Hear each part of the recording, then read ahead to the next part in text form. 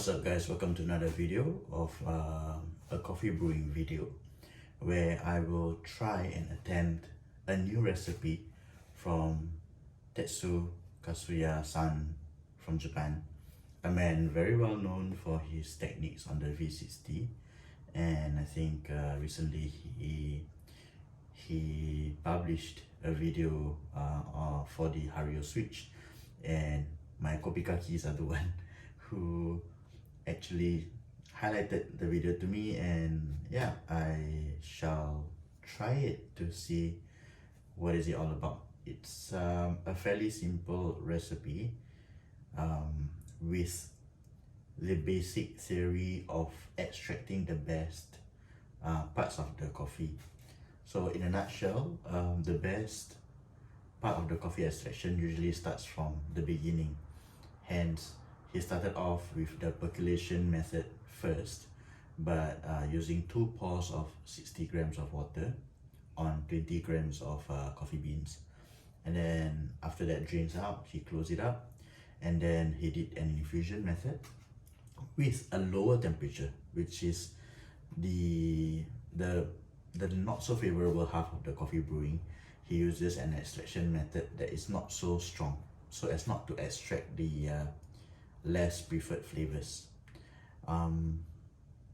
Very interesting in theory, and I was thinking, yeah, pretty cool of him to think through the whole coffee brewing theory, and trying to come up with the best cup. So he said that for those who try this recipe, they will never go back. Hence, I am very excited about it, and it could be the recipe that I will be brewing with the switch moving forward. So yeah, why not? Let's just try it. So let's do that.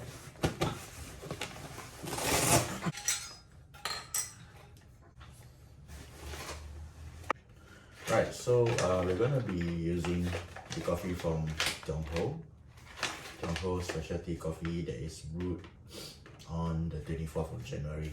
That is still within a 1-month mark.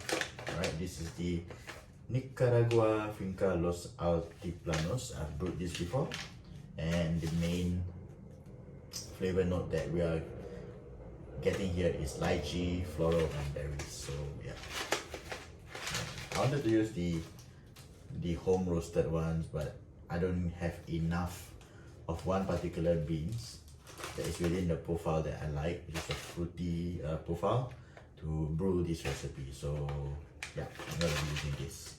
Boil the water in the kettle and prepare the switch.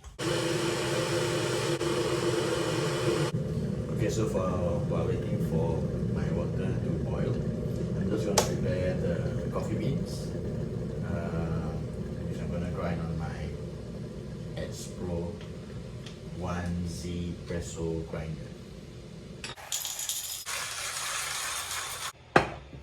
Alright, so now that the coffee is grinded, let's prepare the brewer.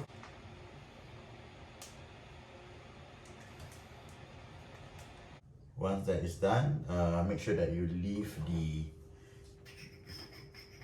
Hario switch on the percolation mode, and then put in our coffee. Yes, I usually do the small little well, but since we are using Tetsu-Kasuya's recipe, we'll follow it down as close as possible, whereby he just level up the coffee before he starts brewing. So the initial percolation pour is going to be 60 grams of water at the 0-second mark, and also another 60 grams at the 30th second mark. So yeah, let's go.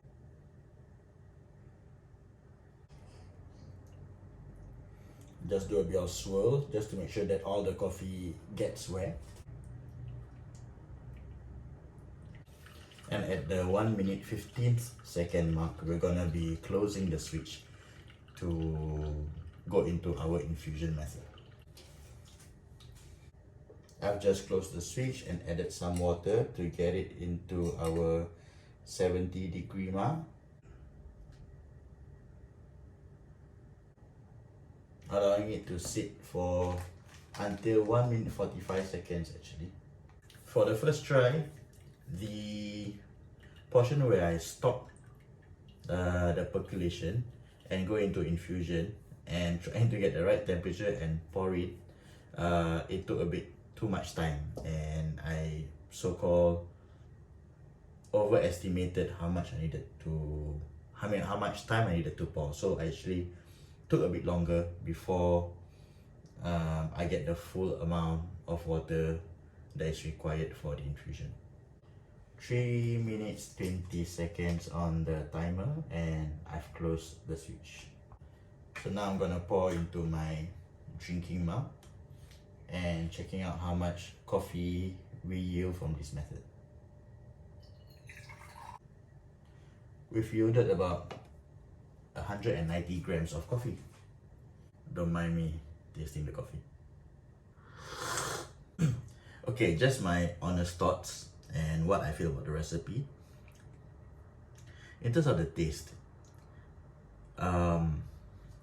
initially I don't quite like the beans that I got from Tiongpo this time around, because of the aftertaste that I get from it. Like, I do get the lychee fruity part of it, but it also comes with this slightly more of a bittery aftertaste.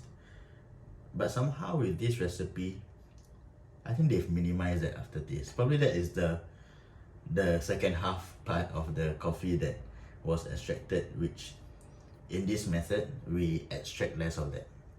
So we got the flavors from the initial portion, and then the second half, it's sort of like mellowed down and was not extracted too much. The lowered temperature also make this cup a very nice drinkable temperature right from the get-go after you brew. As compared to the other methods that I use, I usually let it rest for about 5 to 10 minutes in order to have a nicer drinking temperature and also to get more flavors out of it. So I guess this method allows you not to require that rest, and you can enjoy your cup right away. You know, I always thought it's just coffee and water. Alright, so differences in recipe should not